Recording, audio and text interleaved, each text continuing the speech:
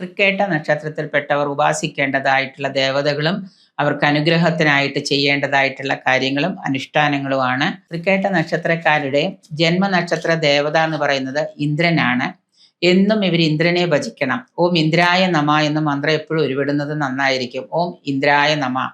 നക്ഷത്രനാഥൻ എന്ന് പറയുന്ന ബുധനാണ്. ബുധമന്ത്രങ്ങളും ഉരുവിടുക. ഓം ബുധായ നമ എന്ന മന്ത്രം ഉരുവിടുന്നത് ഉത്തമമായിരിക്കും. ബുധന്റെ അധിഷ്ഠാന ദേവത എന്ന് പറയുന്ന അവതാര വിഷ്ണുവാണ്.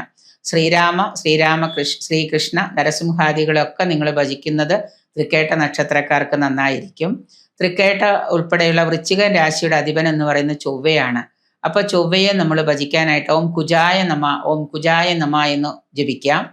മാത്രമല്ല ചൊവ്വയുടെ അധിഷ്ഠാന ദേവത ഭദ്രകാളി ഉപാസിക്കുന്നതും നിങ്ങൾക്ക് ഗുണപ്രദമായിരിക്കും. അതുകൂടാതെ തന്നെ കുടുംബദേവതയും പരദേവതയും ഗ്രാമദേവതയൊക്കെ ഉപാസിക്കുക.